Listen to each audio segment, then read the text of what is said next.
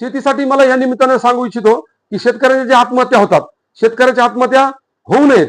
आपण काय करू शकतो, कारण शेती हा आपल्या देशाचा आणि राज्याचा हा मुख्य कणा आहे आणि शेतकरीच तिथं मेटाकुटीला आलेला आहे.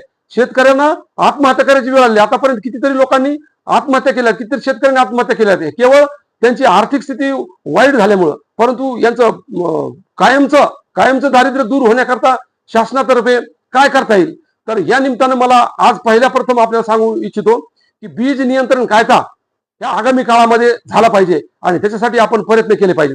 बीज नियंत्रण कायदा ही कोणी ऐकलं, ही माझी स्वतःची संकल्पना आहे. याच्यासाठी मी सोपं उदाहरण देईन आपल्याला.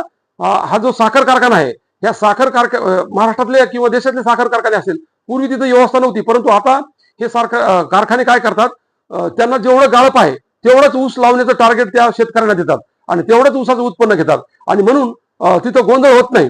व्यवस्थित तिथं तेवढा ऊस आणला जातो आणि तेवढं उत्पन्न घेतलं जातं आणि हमी भाव तो जो ठरलेला आहे कारखान्यानं तो शेतकऱ्याला दिला जातो. म्हणजे हमी पीक, ऊस पीक हे हमी पीक झालेलं आहे.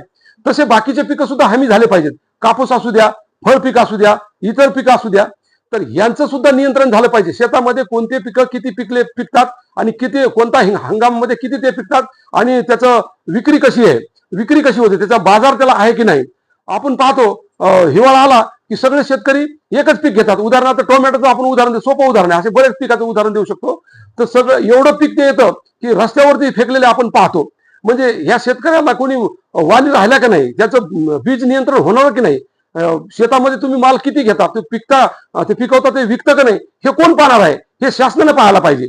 शासनानं जसं साखर कारखाने त्यांच्या शेतकऱ्यांसाठी लक्ष देतात, तर शासनानं लक्ष दिलं पाहिजे आणि बीज नियंत्रण कायदा हा आगामी काळामध्ये झाला पाहिजे. तर शेतकऱ्याचे हे प्रश्न मिटतील आणि शेतकऱ्याला हमी भाव याच्यामधून घेण्यासाठी त्याला मदत होईल आणि शासनाला सुद्धा हमी भाव देण्यासाठी याला सोपं जाईल. कारण मर्यादित जर पीक आलं तर मर्यादित त्याला भाव देता येईल ना. प्रचंड पीक आलं, एखादं पीक आपण पाहिलं मागच्या काळामध्ये तुरीचं पीक एवढं आलं होतं की बेभाव ते विकावं लागलं आणि म्हणून आपल्याला त्या तुरीला कमी भाव मिळाला. कापसाचं तसंच होतंय. आता हे जे आहे सोयाबीनच्या पीक भरपूर येतं.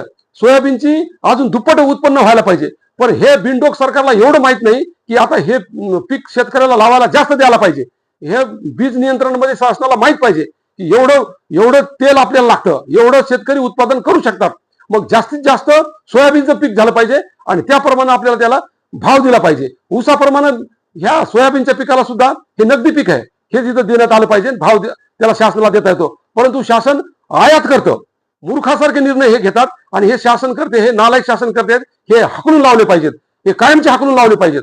अशी आता शेतकऱ्याची इथं मागणी आहे आणि आमच्या आंदोलन करण्याची सुद्धा मागणी आहे. माननीय जरांगे पाटलांनी या काळामध्ये, आगामी काळामध्ये या शेतकऱ्यांच्या प्रश्नामध्ये सुद्धा लक्ष घालायचं ठरवलेलं आहे. ये थे हमारे साथ नामदेव धुमार सर, जिन्होंने जो एग्रीकल्चर रूल्स एंड रेगुलेशन है उसमें अमेंडमेंट करने की बात कही है और बहुत ही बड़े अंदाज में हमें जो शेतकरियों का यानी किसानों का जो मामला है, जिसमें किसान जो है तो वीक हो रहे हैं, यानी किसान कमजोर हो रहे हैं, उनको कैसा आगे बढ़ाया जाए, किसानों में कैसा ग्रोथ हो और उन्हें ज़्यादा से ज़्यादा नफा हो, इस ताल्लुक से उन्होंने जो उनकी सोच थी उसका हमारे चैनल के माध्यम से कुमार सर ने बात करी। और थोड़ा सर तो वक्त कर दो लगाओ।